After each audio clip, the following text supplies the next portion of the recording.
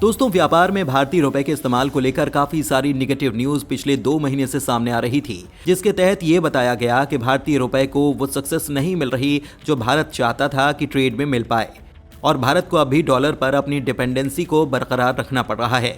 लेकिन दोस्तों, फाइनली भारतीय रुपए ने अपना करतब दिखाना शुरू कर दिया है और एक बड़ी कम्युनिटी का व्यापार अब सिर्फ और सिर्फ रुपए में होने जा रहा है, जिसके ऊपर भारत काफी ज्यादा डिपेंडेंट है।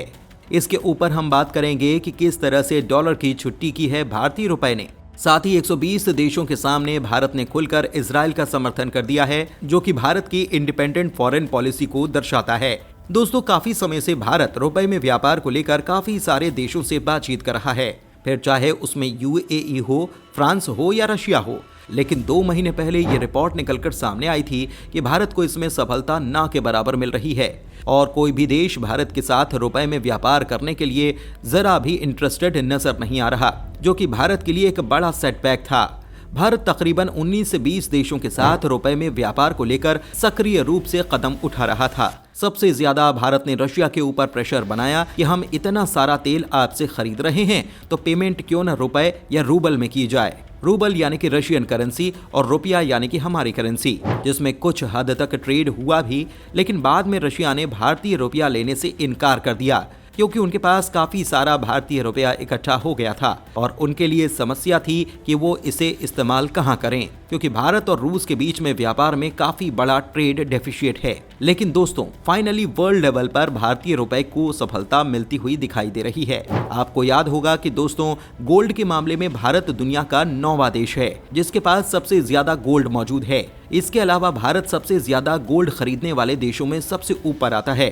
फिलहाल भारत के पास तकरीबन 900 टन गोल्ड मौजूद है और भारत इसकी संख्या को लगातार बढ़ाता जा रहा है क्योंकि गोल्ड एक स्टेबल इन्वेस्टमेंट है। यही कारण है कि चीन और भारत जैसे देश इस पर काफी ज्यादा ध्यान दे रहे हैं और लगातार अपने गोल्ड रिजर्व को बढ़ा रहे हैं। गोल्ड रिजर्व काफी ज्यादा यूजफुल होते हैं जब भारत के फॉरेक्स रिजर्व काफी ज्यादा डिक्लाइन हो जाती है, तो भी गोल्ड के बदले फॉरेक्स रिजर्व को बढ़ाया जाता है, जो कि पिछले साल हमने देखा भी था कि जब भारत के तेल का बिल काफी ज्यादा आ रहा था और तेजी से भारत का फॉरेक्स रिजर्व डिक्लाइन हो रहा था, तो भारत ने इसको गोल्ड की वजह से स्टेबल रखा था।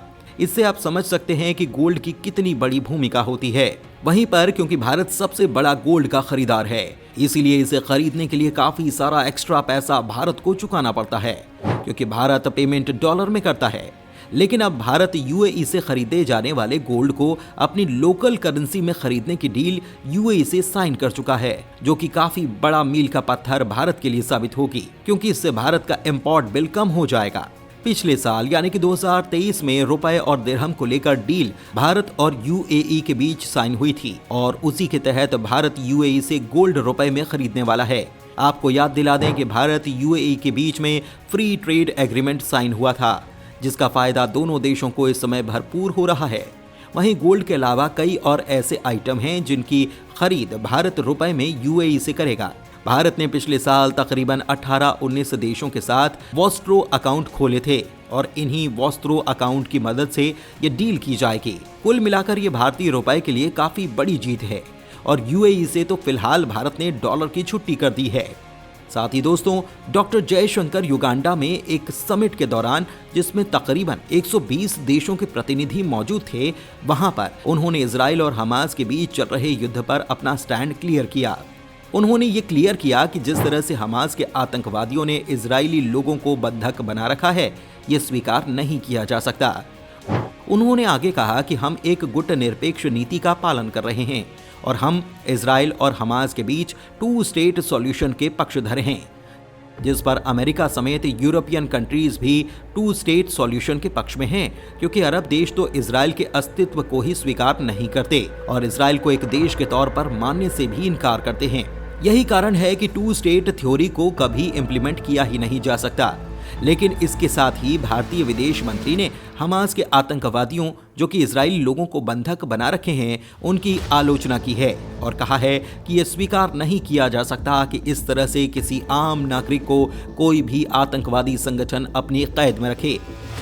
एक तरह से इनडायरेक्टली भारतीय विदेश मंत्री ने इजराइल के अटैक का समर्थन किया है कि आतंकवाद के खिलाफ हमें जीरो टॉलरेंस पॉलिसी को अपनाना चाहिए। इससे पहले भारत ने ईरान के द्वारा जिस तरह से पाकिस्तान के ऊपर अटैक किया था उसको भी सपोर्ट किया था और कहा था कि आतंकवादियों पर इस तरह के अटैक को हम पूरी तरह से सपोर्ट करते हैं। साफ है दोस्तों, जिस तरह से भारतीय विदेश मंत्री ने इजराइल मुद्दे पर बयान दिया, ये दिखाता है कि भारत इस समय अरब देशों के डर में नहीं है। जैसा कि पहले की कांग्रेस सरकार इजराइल का नाम लेने से डरती थी, आज भारत खुलकर इजराइल के सपोर्ट में खड़ा भी हो रहा है। धन्यवाद।